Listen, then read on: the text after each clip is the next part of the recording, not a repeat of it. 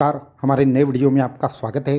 तो आज के काल भैरव जयंती के अद्भुत और पावन मुहूर्त पर ऐसी 5 साधनाएं हम आपके साथ शेयर करने जा रहे हैं जो आपको सभी प्रकार के आर्थिक समस्या से बाहर निकाले, सभी तंत्र मंत्र की समस्या का नाश हो, आपके संपूर्ण परिवार का संरक्षण हो, घर में अगर कोई निगेटिव शक्ति हो तो वो बाहर चली जाए, सभी प्रकार से जो तंत्र मंत्र की बाधाओं का नाश हो जाए। और ये ऐसी 5 अद्भुत उपासनाएं जो आपको सभी प्रकार की समस्या से बाहर निकाले, ऐसी साधना आज आपको करनी चाहिए। ये कौन सी 5 साधनाएं हैं, विधि क्या है, मंत्र क्या है, कौन से स्तोत्र है, ये सब चीज़ें आपको हम बताने जा रहे हैं।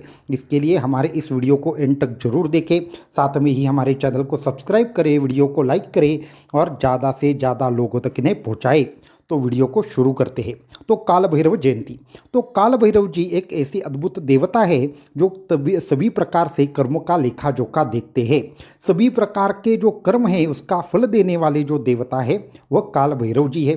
इनके पास अद्भुत ऐसी शक्ति है कि वो सभी प्रकार की बाधाओं का नाश कर सकते हैं। सभी प्रकार के तंत्र मंत्र के समस्याओं का जो नाश है वो एक प्रकार से काल भैरव जी करते हैं। इसलिए सभी साधकों के लिए ये महत्वपूर्ण पर्व है कि आपके सभी प्रकार से तंत्र मंत्र की बाधा हो या बाहरी जो भी समस्या हो, उन सभी से बाहर निकलने के लिए आपको क्या करना चाहिए, काल भैरव जी की या शंकर जी की उपासना आपको करनी चाहिए।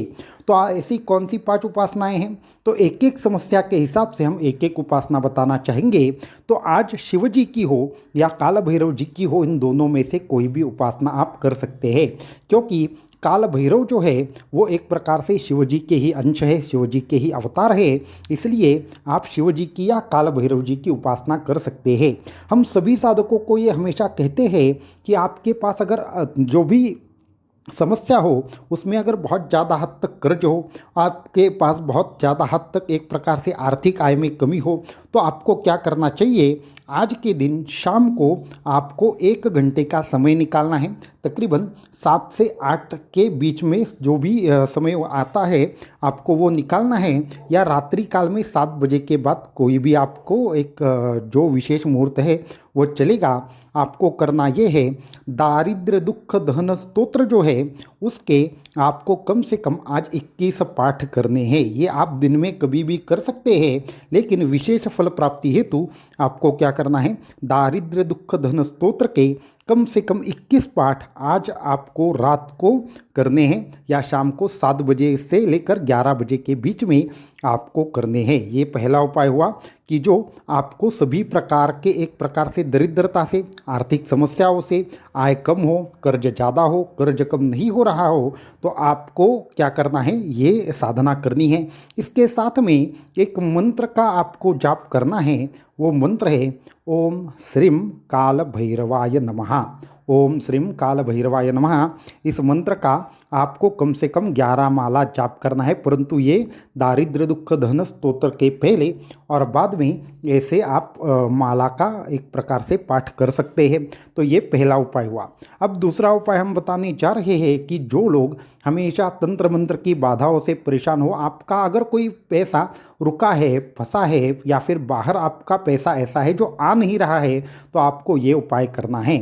आपको क्या करना है, काल भैरव अष्टक नाम से एक जबरदस्त ऐसा स्तोत्र है।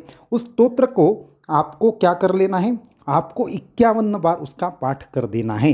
कितनी बार पाठ करना है, 51 बार पाठ कर लेना है, क्योंकि 51 बार पाठ करने से आपको क्या होगा, एक प्रकार से विशेष प्रकार की एक शक्ति आपके आजू बाजू में तैयार होंगी, और वो क्या करेगी, आपके अनेक प्रकार के संकल्प सिद्धि उपासना इसे कहते हैं, तो अनेक प्रकार के संकल्प को सिद्ध करेगी। परंतु इसके साथ में रुद्राक्ष माला के ऊपर ओम काल भैरवाय नमः इस मंत्र का आपको पहले और बाद में 11-11 माला जाप करना है। ये एक अनुष्ठान आपको कई प्रकार के लाभ देगा। एक तो आपके रुके फंसे पैसे वापस आएंगे, आपकी कोई ऐसी कार्य है जो अभी बहुत देर से नहीं हो रहा, तो अचानक से उसको गति मिलेगी, और अचानक से आपको कोई सपना और या फिर स्वप्न दृष्टांत के माध्यम से आगे की सूचनाएं प्राप्त होती है। ऐसी अद्भुत साधना है काल भैरव अष्टक की साधना। अभी तीसरी साधना हम बताना चाहेंगे जो आज ही के दिन सभी साधकों को करनी है, वो है आपको 51 माला महामृत्युंजय मंत्र का जाप आप कर सकते हैं। महामृत्युंजय मंत्र की एक प्रकार से अगर शक्ति को हम बताना चाहें तो वो इतनी ही नहीं है कि आपको सिर्फ मृत्यु योग को टाल दे, अपितु हमें शारीरिक स्वास्थ्य देती है, हमारे आजू बाजू में ऐसा कवच बनाती है कि जो एक प्रकार से सभी प्रकार के तंत्र मंत्र के बाधाओं का नाश करने में सक्षम होता है। ये मंत्र जो रहता है वो अगर रुद्राक्ष माला के ऊपर किया जाए तो ये 100 गुना फल देता है। परंतु एक रहस्यपूर्ण बात हम बताना चाहेंगे कि आपके घर में कोई भी यंत्र हो तो उस यंत्र के ऊपर एक प्रकार से अभिषेक करते हुए, शिवजी का अगर यंत्र हो तो उसके ऊपर अभिषेक करते हुए अगर आपने महामृत्युंजय मंत्र का जाप कर लिया तो एक प्रकार से आपको बहुत ज़्यादा तंत्र मंत्र के बाधाओं से आपको क्या मिलता है, संरक्षण मिलता है। ये आपको याद रखना चाहिए, इसलिए महामृत्युंजय मंत्र की आपको साधना करनी चाहिए। चौथा और एक महत्वपूर्ण एक साधना हम बताना चाहेंगे या चौथा उपाय हम बताना चाहेंगे, आपको क्या करना है, अन्नपूर्णा स्तोत्र का पाठ करना है। अभी ये थोड़ा सा एक दो चीज़ें एक साथ करनी है, इसलिए ये आपको थोड़ा सा समझ कर लेना होगा। ये उन सभी साधकों के लिए है जो लक्ष्मी प्राप्ति के हेतु विशेष साधना करना चाहते हैं और अपने में एक प्रकार से ऐसा बदलाव चाहते हैं कि जैसे उनका जो बिज़नेस है वो ज़्यादा बढ़े या फिर जो उनका जॉब है वहाँ पे उनकी इंक्रीमेंट हो जाए। ऐसी जो लक्ष्मी के संदर्भ में जो भी समस्याएं हो उसका नाश करने के लिए ये विशेष उपाय आपको कारीगर साबित होगा। तो आपको क्या करना है, सबसे पहले आपको अन्नपूर्णा स्तोत्र के कम से कम 9, 11 या 21 पाठ करने हैं। आपको क्या करने, 9, 11 या 21 पाठ करने हैं। ये पाठ करते हुए थोड़े से गेहूँ आपके सामने रख लेने हैं। उसके बाद आपको एक मंत्र हम बताते हैं, उस मंत्र का आपको कम से कम 9 माला जाप करना है। वो मंत्र कुछ इस प्रकार रहेगा, अन्नपूर्णे सदा पूर्णे शंकर प्राण वल्लभे ज्ञान वैराग्य सिद्ध्यर्थम भिक्षान देही च पार्वती। तो इस प्रकार ये मंत्र है। इस मंत्र का कम से कम 7, 9 या 11 माला आपको जाप कर लेना है। उसके बाद आपको क्या करना है, ओम काल भैरवाय नमः इस मंत्र के 3-3 माला जाप करने हैं। ये सब होने के बाद जो सामने वाले गेहूँ है उसको एक लाल कपड़े में बांधकर एक पोटली बना लेनी है। और ये पोटली बना लेने के बाद क्या करना है, आपको आपके धान्य के जगह पे इसको रख देना है। जहाँ पे भी आपको क्या करते हैं, आप जो सभी प्रकार से आप धान्य रखते हैं वहाँ पे ये किसी भी एक डब्बे में ये रख देनी है। फिर आपके घर में कभी भी एक प्रकार से खाने पीने की समस्या पैदा नहीं होगी, कर्ज की समस्या पैदा नहीं होगी। अगर आपके घर में बहुत ज़्यादा अशांतता है तो उसका भी नाश हो जाएगा।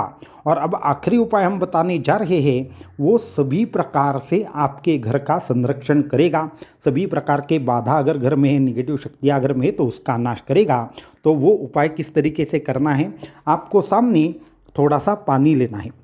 पानी लेने के बाद आपको क्या करना है, 11 माला ओम काल भैरवाय नमः इस मंत्र का जाप करते हुए कम से कम 11 माला आपको जाप कर लेना है। इसके बाद आपको क्या करना है, थोड़ी सी विभूति हाथ में लेनी है और आपको क्या करना है, ओम काल भैरवाय नमः इस मंत्र से 11 बार उस विभूति को सिद्ध करके पानी में डाल देना है। उसके बाद भैरव जी की प्रार्थना करते हुए आपको क्या करना है, अपना हाथ एक जहाँ पे जिसमें पानी रखा है उस पर रख के आपको वापस से ये प्रार्थना करनी है कि हमारे संपूर्ण घर में जो भी निगेटिव एनर्जी हो, जो भी दोष हो, जो भी जिस भी प्रकार की समस्या हो उसका नाश हो जाए।